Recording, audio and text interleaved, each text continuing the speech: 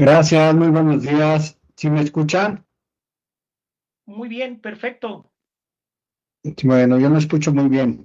Sin embargo, aquí estoy presente y me da mucho gusto estar con ustedes en este día que se presenta esta obra, cuyo título es Desafíos de la Justicia Penal en México. Aquí la tengo, la voy a exhibir, y cuyo coordinador es el doctor Rafael Santa Cruz Lima. El libro Desafíos de la Justicia Penal en México enmarca los principales desafíos de la justicia en México. Incluyen la impunidad generalizada, la corrupción dentro del sistema, la falta de confianza ciudadana de las instituciones judiciales y deficiencia de capacitación de los operadores del sistema. También enfrenta retos como garantizar el acceso a la justicia equitativa, especialmente para grupos vulnerables y adaptarse a a las problemáticas emergentes, como los delitos informáticos, la violencia de género. Este libro eh, tiene 8 capítulos. Este libro, esto que estoy diciendo es a manera de introducción, pero básicamente los grandes autores como Carlos Alberto Macedonio Hernández, que habla sobre el garantismo y el derecho penal del enemigo con visión contradictoria en la política criminal en México y en Colombia. En el capítulo 2 encontramos al doctor José Zaragoza Huerta y a Patricia Espinosa Leal en el capítulo 3. Bueno, ellos hablan de los derechos humanos intramuros. En el capítulo 3 está Raimundo Miranda Ramírez, más allá de los ejes de desafíos laborales para las personas liberadas. En el capítulo 4, la justicia restaurativa en el sistema penal mexicano, por el autor y coordinador Rafael Santa Cruz Lima, Gustavo Aguilera Izaguirre y Raúl Horacio Arenas Valdés. En el 5, la importancia de la mecánica de hechos en la teoría del caso en el sistema penal mexicano, por Gregorio Ramírez este, y Gutiérrez.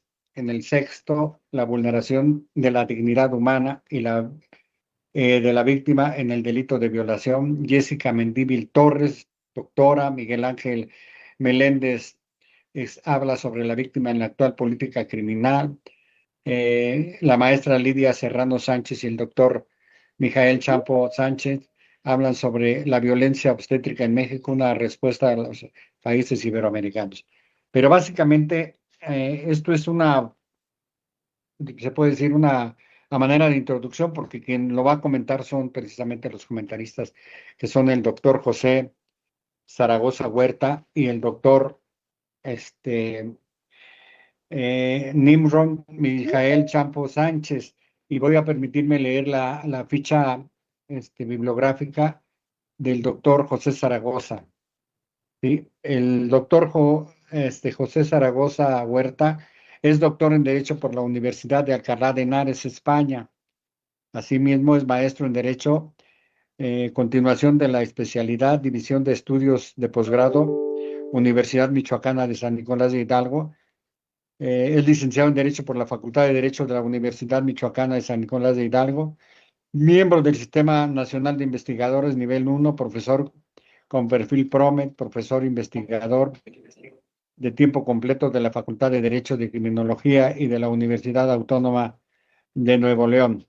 Miembro del cuerpo académico consolidado denominado Derecho Comparado con clave CA 158 y tiene de la Facultad de Derecho, especialista en Derecho Penitenciario, Derecho Penal, Derecho Procesal Penal, Derechos Humanos y Seguridad Nacional, miembro de número de la Academia Mexicana de Ciencias Penales.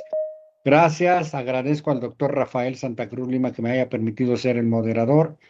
El doctor Rafael Santa Cruz Lima es el líder de cuerpo académico de la Facultad de Derecho, pero ante todo, él es doctor en Derecho con mención honorífica por el programa PNPC con, CONACYT de la Universidad Autónoma de Tlaxcala, miembro de Derecho Penal con mención honorífica por la Universidad Autónoma de Tlaxcala, es licenciado en Derecho por la Universidad Autónoma de Tlaxcala, profesor investigador de tiempo completo por oposición de la Universidad Autónoma del Estado de México, perfil deseable, PRODEP, miembro del Sistema Nacional de Investigadores de Nivel 1.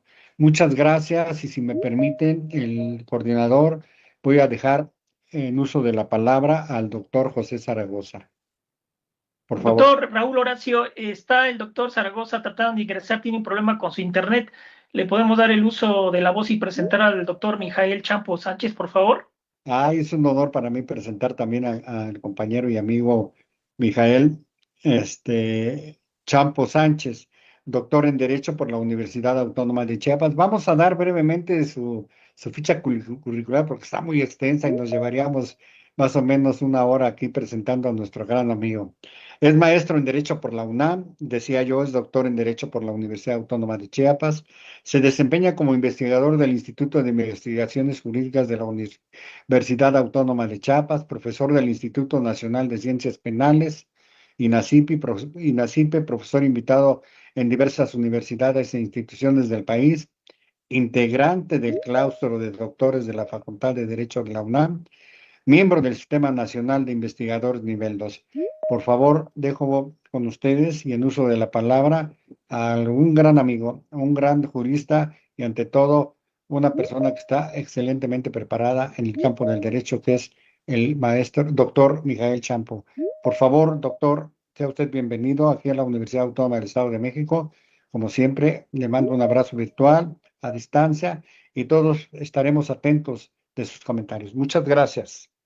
Muchísimas gracias por la presentación a mi querido amigo el doctor Raúl Horacio y pues empezar con los agradecimientos pertinentes al coordinador de la obra, mi querido amigo el doctor Rafael Santa Cruz, a las instituciones, a la institución organizadora, la Universidad Autónoma del Estado de México. Es una pena que no pudiéramos estar de manera presencial, pero bueno, las vicisitudes sociales, las protestas que estamos viviendo y que justamente nos enlazan con la temática de la obra que estamos presentando el día de hoy. Eh, ya ha hecho un resumen fantástico el doctor Raúl Horacio de los temas que ha tratado de integrar o que trató de integrar en su momento cuando nos convoca el doctor Rafael Santa Cruz Lima y que engloba en este título llamado Desafíos de la Justicia Penal. Y entonces, con mi coautora, la hoy doctora Lidia Inés Serrano Sánchez, una colaboradora muy cercana a quien he tenido el honor de dirigirle en diversos momentos de su carrera académica, las tesis de los diversos grados con los que cuenta, pues hemos venido trabajando con una temática que es un desafío de la justicia penal en México, que es la perspectiva de género y su inclusión en el derecho penal. ¿Y por qué digo que es un desafío? Yo tengo una frase que, a diferencia de otras áreas del derecho, el derecho penal, bueno, a diferencia de otras áreas que son muy dinámicas, que cada año se transforman, pensemos en el derecho fiscal, cada año un cambio de las políticas públicas en materia fiscal, el derecho electoral, que cada elección surge un cambio importante, ¿no? Hay quien dice que el derecho electoral es el derecho de los vencidos en las urnas, ¿no? Pero a diferencia de ello, el derecho penal camina con pasos de elefante. ¿Y a qué me refiero con eso? Muy lentos, sí, la verdad es que debemos admitir que el derecho penal, la legislación penal va tomando avances científicos, sociales, necesidades de manera muy lenta, porque es muy complicado. Con estos principios que limitan el poder punitivo del Estado, que aseguran o garantizan el ejercicio de los derechos por parte de las personas, es muy lento, se tiene que tomar en cuenta muchas cosas para tipificar una nueva conducta, pero cuando lo hace con un paso muy firme. Entonces, como pasos de elefante, muy lentos, pero muy firmes. ¿Y a qué me refiero con esto ya entrando en la materia? Pues pensar en la violencia obstétrica como tipificación. Fueron 3 estados iniciales, ahorita hay como 8 estados que han tipificado la violencia obstétrica. Uno de ellos, el Estado de México, el Estado de Chiapas y Veracruz, el Estado de Veracruz, son los que inician tipificando la violencia obstétrica.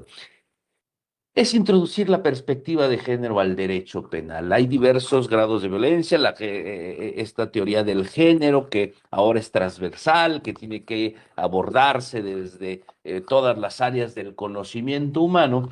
Evidentemente el derecho tiene que entrar y entonces desde esta óptica, pues analizar estos elementos de violencia que antes teníamos de una manera muy común, que antes los aceptábamos o no los visibilizábamos. Si partimos de un concepto que lo utiliza la teoría del género, que es el concepto de vulnerabilidad en general, la antropología, la sociología, la psicología, este concepto de vulnerabilidad, pues estamos muy acostumbrados a utilizar, por ejemplo, la pobreza como un elemento de vulnerabilidad, ¿no? Las capacidades diferentes en cuanto a aspectos físicos o orgánicos de las personas es un elemento de vulnerabilidad. La pertenencia a un pueblo indígena es una condición de vulnerabilidad, pero pocas veces nos concentramos o vemos la idea general. ¿Qué es un elemento de vulnerabilidad? Pues un elemento de vulnerabilidad es el no tener acceso al ejercicio pleno de nuestros derechos. En cualquier aspecto de la vida, cuando no tengamos un acceso pleno o un acceso al ejercicio pleno de nuestros derechos, estamos cayendo en una categoría de vulnerabilidad. Y entonces pensemos en esta situación de vulnerabilidad de una persona gestante. Muchos de ustedes pensarán y me podrían cuestionar, oye, pero los servicios médicos de alta calidad, no solamente hablamos de servicio público, sino podríamos hablar en cuestiones privadas, ¿no? Los hospitales privados, se ejerce violencia de género por una vulnerabilidad de una persona gestante. Y entonces entremos en esa materia. Una persona gestante, ¿por qué está en un grado de vulnerabilidad?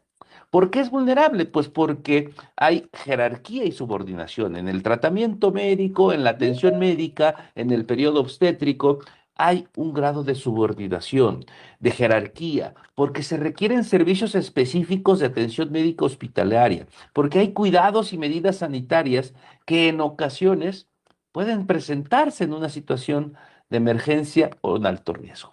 Déjeme contarle una anécdota en diversos estudios que hemos hecho con la maestra Lidinés Serrano, con la doctora Lidinés, perdón. Hemos entrevistado personas o escuchado opiniones en donde inclusive personas médicas, personal médico, sufre violencia obstétrica al recibir atención médica en situación de ginecobstetricia. ¿Por qué? Pues porque están en esta dimensión de entender el pensamiento humano, en estas situaciones de vulnerabilidad, una persona en un estado de gestación, en un estado ginecobstétrico o obstétrico, pues sufre alteraciones hormonales, tiene sensaciones de miedo. Supongo que quienes han experimentado ya ese periodo obstétrico podrían platicarnos de cómo hay una angustia, hay preocupación, hay un estado de alerta. Pues evidentemente nadie quiere sufrir algún percance en estas condiciones, ¿no? Y además el periodo de vulnerabilidad es bastante extenso. Si bien tiene un inicio y un final, es bastante extenso. ¿Y a qué nos referimos? ¿Qué debe abarcar? El periodo obstétrico es el embarazo desde la fecundación hacia el parto, que es la expulsión por la vía cavidad vaginal o por cesárea, y el puerperio, el posparto, coloquialmente llamado cuarentena. Y entonces, ¿dónde nos hemos encontrado? ¿Por qué? ¿De dónde deriva esta violencia de género en el ámbito obstétrico? Pues de la visión del parto, de la visión que se tenga del parto. Dentro también de estos desafíos de la justicia o desafíos del derecho en general, que es la multiculturalidad, perdón, que es acercarnos a los saberes de los pueblos originarios, respetar sus costumbres y sus adecuaciones, pues de ahí viene esta estandarización. Cuando en algún momento como política pública de salud en el siglo pasado se estandarizó la atención del parto, claro, con una buena idea o con un objetivo, se estandariza, se pretende que las personas que reciban atención médica la reciban por parte de un personal capacitado, una visión occidental. que tengan seguridad durante el parto con las medidas sanitarias y un control adecuado del ambiente. Eso nos lleva a prevenir complicaciones. Claro, el objetivo era de buena voluntad. Pero ¿cuál fue el efecto?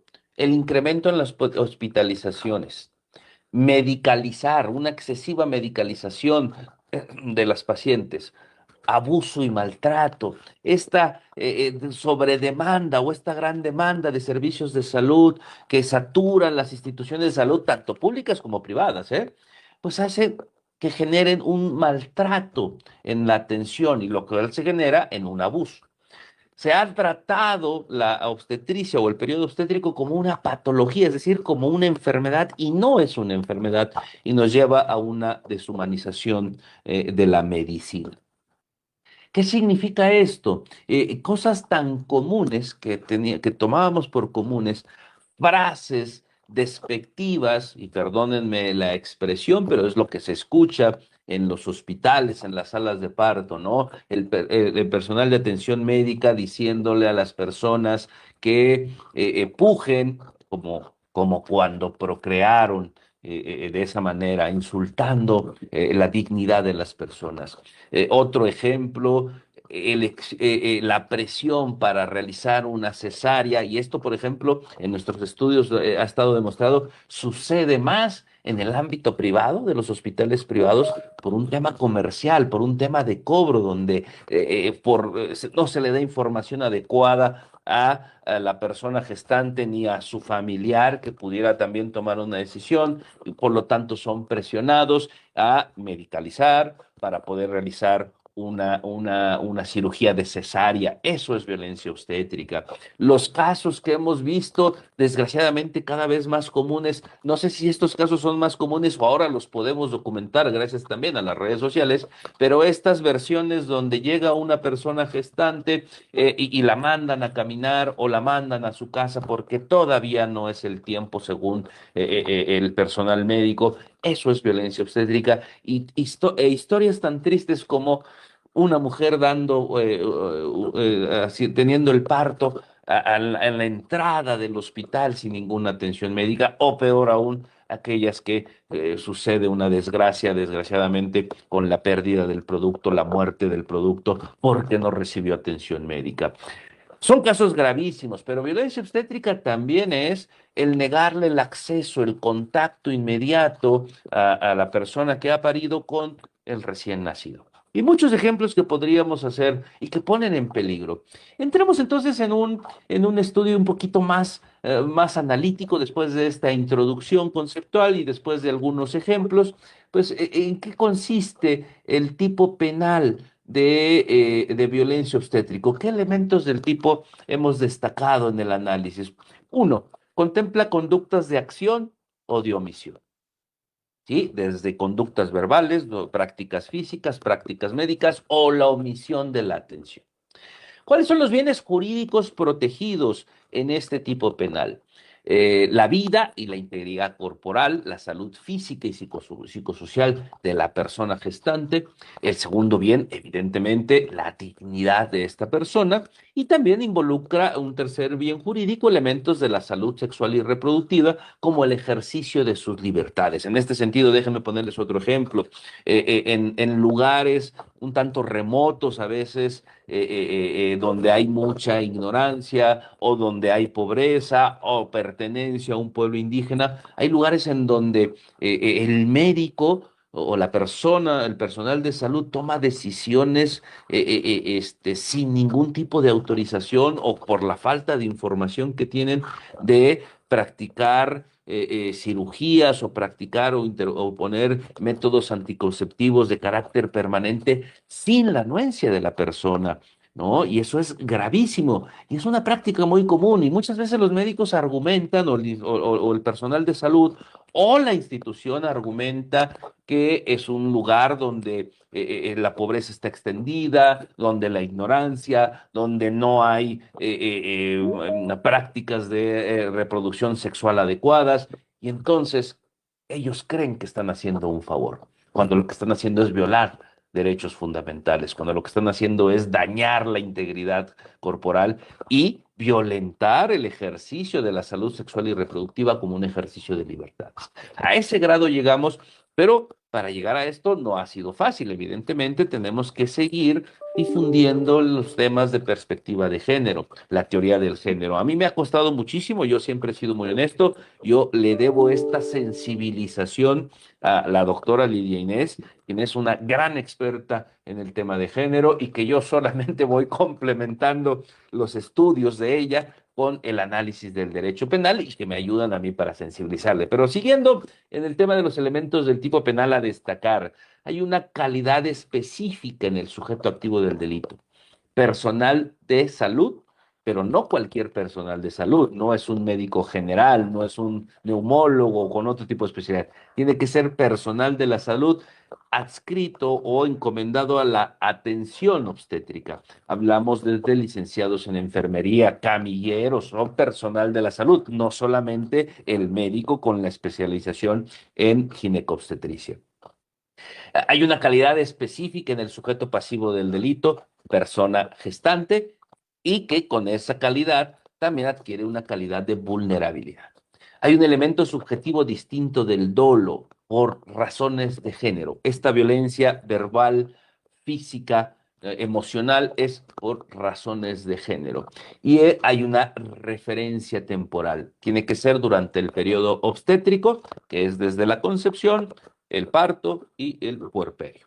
Entonces, en este contexto, ahí están los elementos del tipo penal y que requieren, sobre todo el elemento subjetivo distinto del dolo, que es por razones del dolo, requiere capacitación, concientización, y ahí está el reto, el desafío que nos ha planteado o que nos planteó el coordinador de la obra al convocarnos, de este es el desafío, porque el tipo penal ya lo tenemos en diversas entidades y se irá extendiendo, como es, digamos, la tradición y costumbre legislativa en nuestro país, pero el verdadero desafío que lo tenemos desde que tenemos el tipo penal de feminicidio, el verdadero desafío es la capacitación del personal médico, la concientización, pero sobre todo, ¿no? Que la sociedad, como sociedad, alcancemos ese umbral que tanto hemos exigido y que nos costará todavía muchos años de que seamos equitativos en el género, que nos alejemos ya de este grave problema que afecta a las sociedades iberoamericanas, que es la violencia de género, por el tema del patriarcado, por el tema de la violencia de género contra la mujer y en su más grado. Cerraré con este ejemplo. ¿Por qué nos hace falta esta capacitación? Tiene más de 10 años que contamos con un tipo penal también de feminicidio y todavía escuchamos operadores jurídicos en audiencias, en el sistema de justicia penal, donde se dice es que la mató por ser mujer. No, eso no es violencia de género o eso no es una razón de género.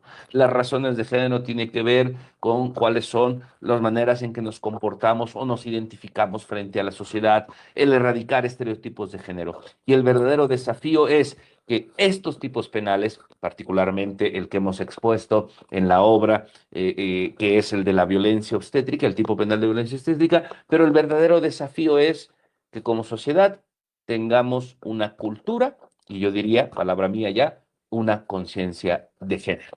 Y ahí está nuestro desafío, que será muy difícil poder alcanzarlo. Para cumplir con los tiempos, nuevamente quisiera hacer el agradecimiento, particularmente ahora al coordinador de la obra. Le agradezco mucho que nos pudiera incluir tanto a mi colega, la doctora Lidia Serrano, como a su servidor en esta magnífica obra que de verdad auguramos un gran éxito, que es una obra de difusión, lo tenemos aquí en la mano, perdón aquí por las herramientas estas de difusión, no se alcanzó a ver, pero bueno, es ese libro, garantizo que ese libro, que lo tenemos en la mano, y que tiene que ser una obra de consulta obligatoria, no solamente para los estudiantes o profesores de derecho, que estamos inmersos en el tema, sino esto tiene que ser de difusión para los operadores jurídicos y aquí para quienes toman decisiones de política criminal en nuestro país. Mi agradecimiento, un abrazo fraterno para toda la comunidad que nos acompaña. Muchísimas gracias. Por mi parte es todo, moderador don Raúl, y al coordinador, muchísimas gracias. Muchas gracias, doctor Mijael Champo. Agradezco su atención y vamos a dar uso de la palabra al doctor Rafael Santa Cruz Lima, que es el coordinador de esta obra y también autor de un artículo, coautor.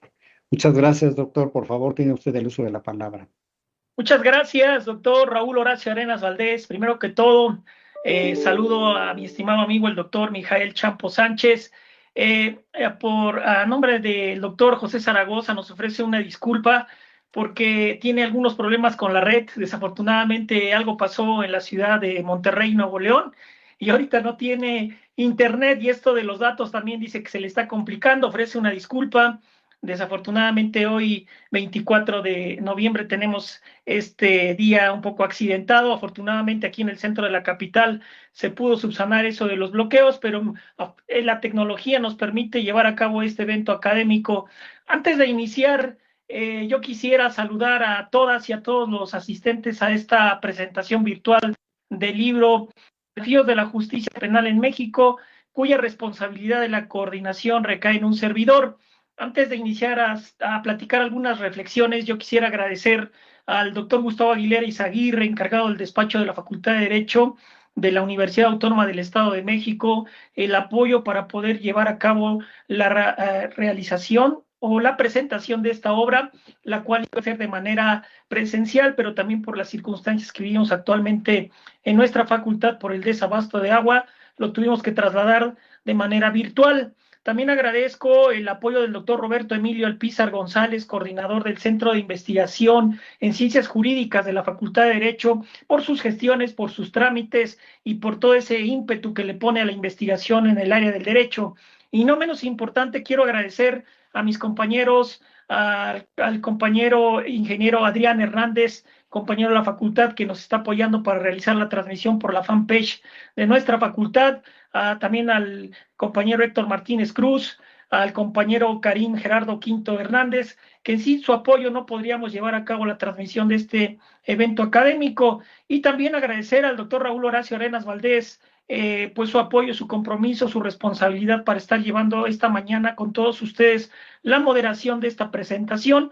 Y no menos importante también al doctor José Zaragoza Huerta, que por cuestiones tecnológicas no pudo conectarse, y también a mi estimado amigo, al doctor Mijael Champo Sánchez, comentarista de esta obra. Desafíos de la Justicia Penal en México es una coordinación que sale a la luz en agosto, a finales de agosto de este 2025, y para comenzar a platicar de esta reflexión que se ha ido comentando ya en presentación, me gustaría iniciar con una pequeña frase escrita por el profesor italiano Gustavo Zagrebelsky, que lo plasma en su libro importante llamado El Derecho Dúctil, que viene a colación precisamente a lo que estamos viviendo hoy en día con la justicia penal, y yo diría más bien a la ciencia jurídica como una cuestión general. El profesor italiano Gustavo Zagrebelsky establece que en tiempos tan oscuros reconforta saber que el derecho sigue siendo objeto de desvelos y de reflexiones conducentes a la determinación de su función precisa en el seno de una sociedad dinámica, cambiante, donde no hay nada estable y todo está sujeto a revisiones intelectuales. Partiendo de este supuesto, partiendo de estas ideas del profesor Zagrebelsky, es con la que quiero iniciar. ¿Por qué llevar a cabo, por qué coordinar, por qué invitar a varios profesores en esta obra tan importante llamada Desafíos de la Justicia Penal en México? Miren ustedes, la coordinación de esta obra, ¿sí?, nace de la motivación de varias problemáticas que hoy en día vivimos en una sociedad tan cambiante como la nuestra. Para nadie es un secreto que la reforma constitucional de hace ya 17 años, del 18 de junio del año 2008, fue un modelo, una transformación muy importante que trajo consigo un nuevo modelo de justicia penal a través del sistema acusatorio adversarial. Y pues esto nos invita a decir que teníamos la esperanza de buscar una nueva justicia con un rostro humano. Desafortunadamente, y es aquí donde comienzo con una problemática con la cual yo busqué llevar a cabo esta obra, es que la motivación de esta obra parte también de una realidad ineludible. En México, más del 90% de los delitos quedan en la impunidad, una cifra que distintos observatorios y estudios han reiterado en los últimos años. A ello podemos sumar un fenómeno igual o más preocupante. Esto lo llevamos a través de un dato estadístico que sale en la encuesta nacional de victimización y percepción sobre la seguridad pública, el ENVIPE, que emite el INEGI, que en 2024 la cifra negra alcanzó el 93.2%, lo que significa que solo alrededor del 6%, fíjense ustedes, de los delitos llegan siquiera a denunciarse. Estos datos, sí, pues evidencian no solo una profunda crisis institucional, sino la necesidad urgente de revisar cómo estamos entendiendo y aplicando la justicia penal. A esta problemática se agrega el impacto social que atraviesa pues millones de personas. De acuerdo con el ENVIPE, el 27.5% de los hogares en México reportó tener al menos una víctima de delito en el año 2024 y la tasa de prevalencia delictiva alcanzó el número de 23.310 víctimas por cada 100,000 habitantes. Esto es preocupante. Estas cifras revelan que la justicia penal no es un tema técnico o aislado, es una realidad que toca la vida cotidiana de cada uno de los ciudadanos que interactúan en una sociedad tan dinámica. ¿Sí? Es por ello que la idea central que dio origen a este libro fue reunir a investigadoras e investigadores que desde diferentes regiones de nuestro país, disciplinas, experiencias profesionales, tuvieron la capacidad de dialogar sobre los problemas que enfrenta y atraviesa nuestro sistema penal. El resultado es esta obra sólida, plural y profundamente pertinente para el contexto actual. Como coordinador, asumí la tarea de convocar especialistas con un compromiso genuino hacia el estudio del derecho penal, la política criminal, los derechos humanos, la justicia restaurativa y los impactos sociales de la justicia. Las diversas formas de investigar, sus líneas de investigación, sus trayectorias y sus enfoques construyen un panorama más completo y honesto de los desafíos que hoy enfrentamos, sobre todo en la justicia penal. Este libro está integrado por 8 capítulos elaborados por destacadas y destacados autores que presentan distintas vertientes del pensamiento jurídico contemporáneo. Cada uno de ellos aborda su perspectiva en torno a la justicia penal. Pero lo que yo considero a destacar muy importante es que desde su campo de especialidad, ellos buscan, a partir de sus trabajos, una convicción, que es la necesidad de repensar el modelo de justicia para construir instituciones más humanas, eficientes y respetuosas de los derechos fundamentales. Lo que distingue esta obra no es únicamente la variedad de temas, sino la seriedad metodológica, la claridad expositiva y el profundo sentido ético que caracterizan los escritos. Cada autora y cada autor aportan una mirada crítica y propositiva que permite comprender mejor cómo se articula la justicia penal con la vida cotidiana, con las expectativas sociales y con las obligaciones que el Estado tiene frente a las personas. En este sentido, quiero establecer que este libro no busca ofrecer respuestas simples, sino abrir espacios de reflexión que permiten cuestionar, incentivar, inclusive generar el debate para generar también con ello pues ciertas rutas posibles de transformación de la justicia penal. Y por supuesto, esto pues nos permitirá tener una respuesta más clara a estas problemáticas que estamos enfrentando en el siglo XXI y en el año 2025.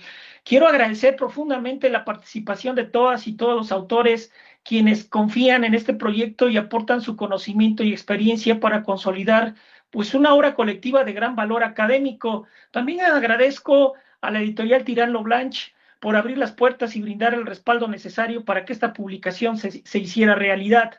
Hoy presento con todos ustedes este libro con la certeza de que contribuirá al análisis crítico de nuestro sistema penal y será un referente para quienes estudian, enseñan, investigan y practican el derecho en México y por qué no decirlo también en América Latina, y estoy convencido de que la construcción de un mejor modelo de justicia requiere de trabajos en conjunto, del diálogo, sobre todo de ese diálogo informado y de la reflexión seria.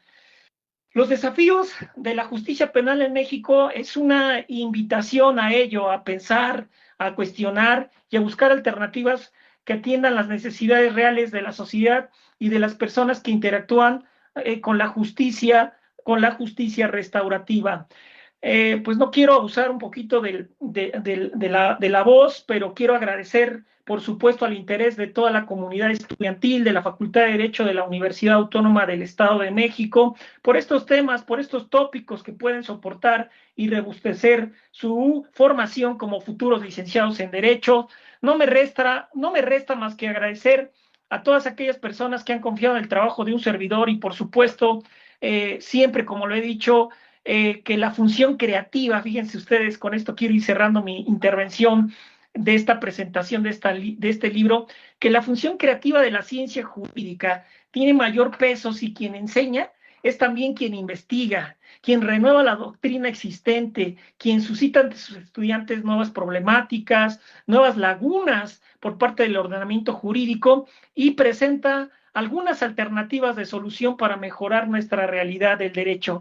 Creo yo que todos los que nos dedicamos a la investigación y a la enseñanza tenemos este gran compromiso, esta gran responsabilidad y, por supuesto, trabajar para la mejor consolidación de una justicia penal en nuestro país. Por mi parte sería cuanto, estimado doctor Raúl Horacio Arenas Valdés, y quedamos en la mejor disposición si existiera alguna duda, pregunta, cuestionamiento en razón de esta obra. Muchas gracias, doctor Rafael Santa Cruz Lima. Le agradezco mucho su atención, así como al comentarista de esta obra, el doctor Mijael Champo Sánchez.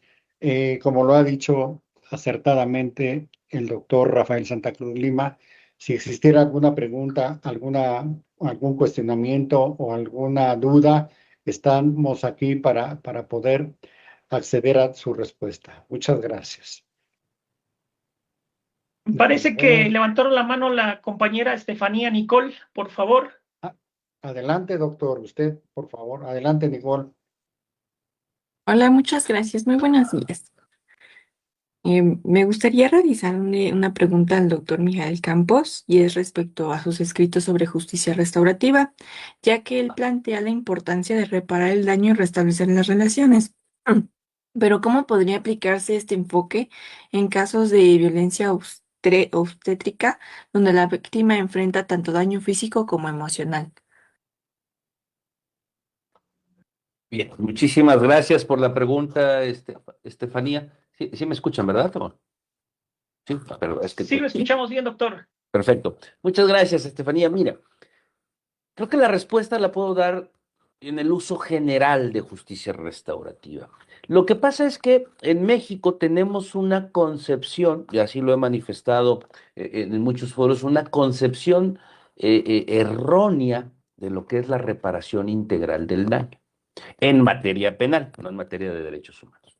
¿Por qué? Porque en materia penal, a pesar de que ya hay resoluciones de la Corte en donde habla de una reparación integral, atender el aspecto psicológico, emocional, económico, no dejamos de hablar de una compensación económica. No estoy en contra de ella, si bien ya hemos abandonado un viejo criterio que utilizábamos antes para reparar el daño en materia penal, sobre todo, por ejemplo, en la muerte de una persona, nos remitíamos a la Ley Federal del Trabajo y en pocas palabras y por burdo que se escuche, decíamos, pues una vida valía 70,000 pesos. Ya hemos logrado en el sistema de justicia penal actual compensaciones mucho más amplias, 400, 500,000, 600,000, dependiendo la naturaleza de la reparación.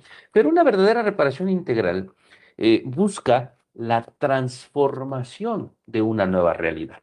En el derecho penal seguimos con el criterio de devolver las cosas hacia antes del delito. Y eso es imposible, lo plantea una compañera Estefanía en su pregunta de cómo reparar el daño en materia de ginecobstetricia, en materia de esa violencia. Este tipo de encuentros que genera la justicia restaurativa, que no necesariamente son físicos, personales, puede ser un intercambio de cartas, escritos, puede ser por videoconferencia, busca precisamente restablecer o restaurar la paz social. Y puede ser inclusive muy educativo para el personal médico. Dentro de esta falta de conciencia de género o esta ignorancia que tenemos respecto de perspectivas de género, el personal médico, y no estoy hablando de ningún tipo de género o sexo, el personal médico muchas veces ignora el daño que hace con estas frases, con estas conductas, con esta toma de decisiones. Y entonces la aplicación de una justicia restaurativa, de un encuentro restaurativo, puede ir generando, uno, el aprendizaje por parte del personal médico y que la víctima construya una nueva realidad para sí misma. Si seguimos pensando en México que justicia restaurativa es terminar un proceso, por eso tenemos los problemas que tenemos en reparaciones del daño. Por eso tenemos los problemas que tenemos en cuanto a la concepción. Es un medio de descongestión en México, lo que buscamos es que no llegue a juicio, lo que buscamos es que el argumento siempre ha sido las fiscalías se concentren en temas de alta peligrosidad, de impacto, y no. Justicia restaura. Y por eso tenemos también la limitante, delitos de baja cuantía, culposos, y hay una prohibición expresa. Delitos de violencia familiar no se aplica justicia restaurativa. Lo que no se debe aplicar es medios alternativos de solución de controversias. Pero si aplicáramos justicia restaurativa a cualquier tipo de delitos y naturaleza, lo tenemos ya en el ámbito penitenciario. En el ámbito penitenciario, la Ley Nacional de Ejecución de Sanciones no limita a cuánto tipo de delitos, es para construir una nueva realidad para la víctima y que también podríamos construir una nueva realidad para la persona sentenciada en el caso de justicia, en el caso de ejecución penal, para la persona violentadora, podemos decirle este nombre. Y construir una nueva realidad implica cubrir con los objetivos de la política criminal y del derecho penal, según Claude Roxin, que es preservar el orden social. A ver, no, perdón, sí, preservar el orden social, proteger el libre desarrollo de los individuos y de manera subsidiaria proteger bienes jurídicos. Entonces, no sé si ha sido claro, Estefanía, me disculpo, pero es que es un tema muy apasionante, muy grande. Ante la duda concreta hay que explicar muchas cosas. Espero haber dado respuesta, Estefanía. Sí, muchas gracias. Adelante, mira, hay dos personas, mire, doctor Rafael, hay dos personas que han levantado la mano. Primero, Carlos Miguel Secundino Vargas y después Luz Michelle González Calzada. Por favor, adelante, Carlos Miguel, si es tan amable. Sí, buenos días. Primero que nada, pues felicitar a cada uno de los catedráticos por compartir sus conocimientos a la audiencia y sobre todo al doctor Rafa por la publicación de su nuevo libro. Y mi pregunta va dirigida al doctor Champo. La pregunta es la siguiente. ¿Qué tipos de delitos son susceptibles de resolverse bajo un enfoque de justicia restaurativa? Bien, a ver, más o menos complementaremos la pregunta. Es que, ¿en qué estamos pensando en resolución? Si estamos pensando en no llegar a juicio como medio alternativo de solución de controversias judiciales, pues el Código Nacional ha sido muy claro. Delitos culposos, delitos con una pena menor a 5 años, de bagatela que les conocemos. Pero justamente lo que hemos tratado en la doctrina de justicia restaurativa es que es aplicable a cualquier delito, porque lo que busca resolver no es la controversia judicial. La justicia restaurativa no termina con un acuerdo reparatorio. La justicia restaurativa es crear un entorno para resolver conflictos sociales, interpersonales y construir una nueva realidad.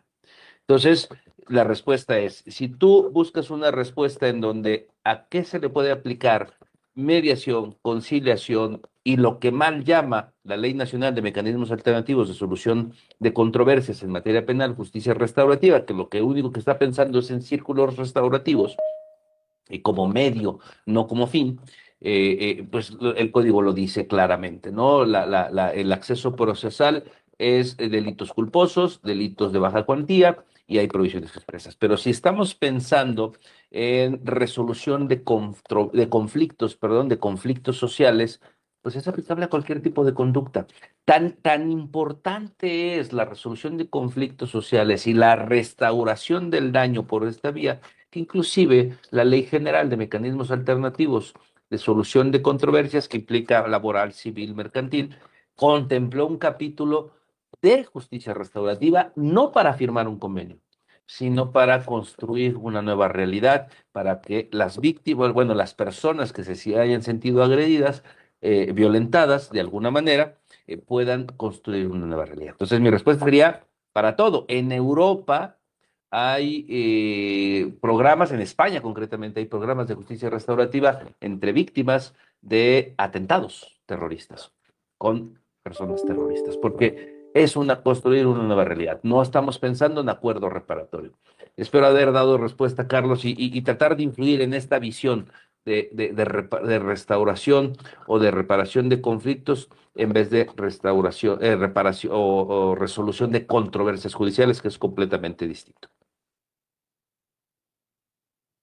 Muchas gracias, qué amable. Muchas gracias, gracias a ti. Damos paso a la compañera Luz Michel, si es tan amable. Claro, buenos días, muchas gracias. Primero, pues agradecer al doctor Rafael Santa Cruz Lima que nos haya permitido estar en esta conferencia. De igual manera, felicitarlos por el libro, ya que se me hacen temas bastante importantes y que no se tocan como de manera social respecto a la justicia penal, o es algo que al menos no he observado mucho en los entornos del derecho. Em, Mi pregunta va en sentido de, bueno, primero que nada, para el doctor Champo, eh, si en este entorno de la justicia restaurativa sería posible como una implementación o como una recomendación hacia la institución en donde se vivió esta violencia, que se implementen, por ejemplo, de manera obligatoria, cursos o pues sí, como ciertas capacitaciones para el personal, para que no se vuelva a incurrir en esta violencia de género. Si bien la persona, pues obviamente va a obtener su sentencia, siento que no para ahí, sino que, pues también es un entorno. Al final, esta violencia obstétrica se vuelve un entorno, más que la perpetuación por una persona. Participan varias, entre las personas que son omisas, entre las personas que lo permiten y que saben que existen estas prácticas, y la persona que lo practica. Entonces, no sé si también como, no como una medida de pena, pero sí como una implementación para con la institución o para como el entorno en donde se desenvuelve esto, sería importante dar estos cursos y de manera casi obligatoria, ya que pues no podemos dar injerencia directa en las personas en que tomen estas capacitaciones o que se formen en enfoques de perspectiva de género, perdón. A ver, pregunta compleja. A ver, yo diría que en el ámbito jurídico o el sistema jurídico mexicano nos da muchas respuestas y muchas opciones. Con independencia de una sanción penal por la comisión de un tipo del delito de violencia obstétrica, justamente una de las herramientas de la justicia restaurativa, que no son las únicas y por eso se confunden mucho con la mediación, con la conciliación, es que la justicia restaurativa genera encuentros que puede ser uno a uno, el encuentro víctima-victimario, que puede ser las conferencias familiares, donde está el agresor, la víctima y los familiares de cada uno para platicar, comentar cómo les ha afectado en su vida el delito. Y el último, uno de los más también populares, es los círculos restaurativos, es decir, donde participan varias personas de la comunidad. Y cuando hablamos de comunidad, no hablamos de la sociedad, no hablamos de la colonia, no hablamos del Estado. La comunidad en donde se generó el conflicto, el entorno, y entonces esto sería el personal, desde los directivos del hospital, podrían participar otros médicos, otros integrantes del personal de atención gineco-obstétrico, y podría también invitarse otras víctimas que no necesariamente hayan denunciado, que no hayan sido parte de un proceso penal, pero que han participado. Desde el vía del derecho administrativo, si es un servidor público, un médico de una institución de salud pública, pues es un servidor público y tenemos también las faltas graves y no graves y que pueden obligar a la toma de cursos, a la suspensión. Pero esto que te platico y que les platico a toda la comunidad, un círculo restaurativo, podría generar conciencia y a partir de ahí, de manera privada, por decirlo así, no como una obligación necesariamente que se podría hacer, pero de manera privada, que las autoridades o directivos del hospital tomen conciencia de lo que está haciendo falta y empiecen a instaurar también estos distintos mecanismos, desde capacitación en línea, cursos, lecturas, o inclusive capacitación ya, digamos, de manera grupal. Es que justamente, ¿cuál ha sido yo como crítico, como teórico del derecho penal, también el punitivismo, el obligar a la gente no da resultados? Da más resultados la concientización. Debe existir el derecho penal, el derecho punitivo, el jus puniendi, el derecho a castigar, sí debe existir, pero debe ser la última ratio, decían los italianos, ¿no? La última razón de ser y la última herramienta. Entonces, hay que generar más conciencia y esa la puede generar los círculos restaurativos. Y yo vuelvo a insistir, lo que pasa es que tenemos en México, desde la política criminal mexicana, esta perspectiva de que justicia restaurativa es acuerdo. Y justicia restaurativa, entonces, tal vez en un acuerdo escrito firmado por las partes, me comprometo a generar cursos de capacitación. Pero si no creas la conciencia, las personas que llegan al curso, pues llegarán con un rechazo, no tomarán en cuenta el curso, no tendrán un aprendizaje. Y entonces, a ver, recomiendo para la comunidad, pueden buscarlo en esta plataforma de YouTube, Burning Bridges, quemando puentes, en inglés, en español, quemando puentes, es un ejemplo de un círculo restaurativo que yo utilizo mucho en clases, en capacitación, en conferencias, para mostrar lo que es un acuerdo reparatorio, lo que es un círculo restaurativo y que no se concluye con un acuerdo reparatorio y que genera conciencia en las personas. Entonces, los invito a que lo busquen. Muchísimas gracias y también espero haber dado respuesta, Luz. Claro, muchas gracias. Muchas gracias, doctor Mijael Champo Sánchez, le agradezco. Y si no hubiera otra pregunta, pasaríamos la voz al doctor Rafael Santa Cruz Lima, coordinador del Centro de Investigación, para la entrega del reconocimiento al doctor Mijael Champo Sánchez. Por favor, doctor, sí, Rafael, si está amable. Muchas gracias, doctor Raúl Horacio Arenas Valdés. Bueno, pues estamos por culminar esta pequeña presentación. Los invitamos a que puedan pues adquirir la obra para todos los estudiantes de la Facultad de Derecho. Quiero comentarles que esta obra ha sido donada por parte de un servidor, así como todas las obras que un servidor ha publicado, ya se encuentran para utilidad de ustedes en la biblioteca de nuestra facultad. He donado algunos ejemplares para que ustedes puedan acceder a este ejemplar de manera gratuita y pues aquellos que también nos están siguiendo por las redes sociales, porque se está llevando ahorita la transmisión y son de otras facultades, de otras universidades, pues pueden adquirir la obra por medio de la editorial Tirán Lo Blanche. Pues no me queda otra cosa y no me resta más que agradecer al doctor Raúl Horacio Arenas Valdés esta moderación, al doctor Mijael Champo Sánchez, su disposición, sus conocimientos y también haber participado con un capítulo del libro en esta obra. Y por supuesto a todos los alumnos que se dieron cita, ya sea por las redes sociales, por la plataforma Teams, y a todas las autoridades que han apoyado siempre el trabajo de investigación de todos los compañeros en la Facultad de Derecho de la Universidad Autónoma del Estado de México.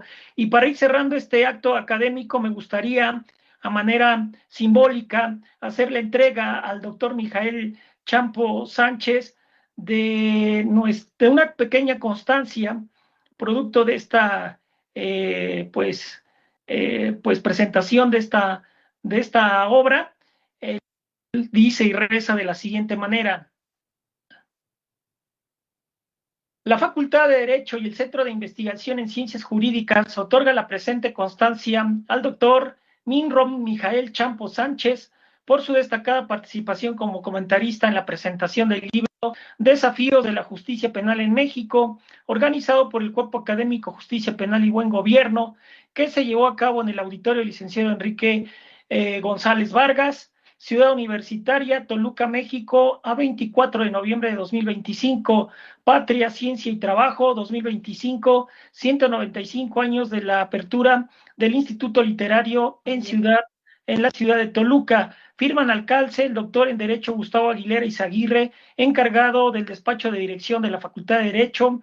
El doctor en Educación Víctor Manuel Aguilar Corona, subdirector académico, y el doctor Roberto Emilio Alpizar González, coordinador del Centro de Investigación en Ciencias Jurídicas. Pues no me resta más que seguir agradeciendo a todos los que se dedican a este evento académico. Muchas gracias. ¿Y sería cuánto, doctor Raúl Horacio Arenas Valdés? Muchas gracias a ustedes, al doctor Mijael Champo, al doctor Rafael Santa Cruz Lima, a los estudiantes, a las compañeras estudiantes también que están presentes y al personal administrativo que dio todo el apoyo necesario para llevar a cabo este evento, y a las autoridades que nos hacen favor y que siempre tienen la disposición de estar presentes y ante todo de apoyar este tipo de eventos. Muchas gracias a todos y muy buenos días. Perdón, buenas tardes, ya son. Hasta luego, amigo Mijael. Cuídense mucho, Hasta luego, excelente capitán. tarde. Muchas gracias.